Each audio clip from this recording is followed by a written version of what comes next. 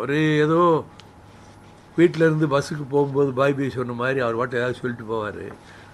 அவருக்கு by by தான் வெளியே அனுப்பிட்டாங்க. அவர் திரும்ப அங்கே வர முடியாது. முதலமைச்சர் நாற்காலிக்கெல்லாம் அவர் வர முடியாது. அதற்கு வாய்ப்பே கிடையாது. திமுக தான் மீண்டும் ஆட்சிக்கு வரும்.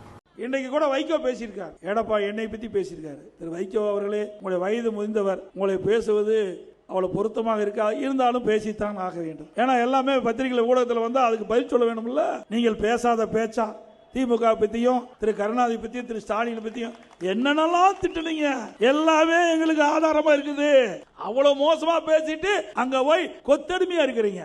இன்னொன்னும் கேவலம், எல்லா கட்சியும் கூட்டணி சேர்றாங்க, அந்தந்த கட்சி சின்னத்தில் நிற்பாங்க. ஆனா வைகோ மட்டும் திமுக சின்னத்தில் நிற்கிறாரு. ஆனா வைகோ கட்சின்னு சொல்றாரு. அப்பா அம்மா பேர் வைக்கிறாங்க, அது நிரந்தர பேரு. டெம்பரவரியா பேர் வைக்கிற கட்சி தான் வைகோ கட்சி. ஏங்க, இவர் கட்சியால இவருடைய கட்சி நிர்வாகிய திமுக சின்னத்துல போய் நிக்க வச்சா அது எந்த கட்சின்னு சொல்லுவாங்க? அதுவும் எந்த கட்சியில போட்டிட்டாலும் அந்த உறுப்பினர் அட்டை இருக்க வேணும்.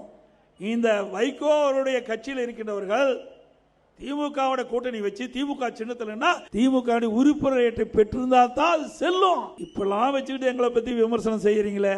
உங்களுடைய மகன் அவர்கள் நாடாளுமன்ற தேர்தலில் திருச்சியில எப்படி எல்லாம் அழுதார் நாட்டு மக்களுக்கே தெரியும். நான் திமுக சின்னத்தில் நிற்கவே மாட்டேன், சுயேட்சை சின்னத்தில் நிற்பேன், கதறி அடம்பிடிச்சு பிறகு சுயேட்சை சின்னத்தில் நின்னார். இதெல்லாம் வரலாறு மறந்து நீங்கள் பேசாதீங்க.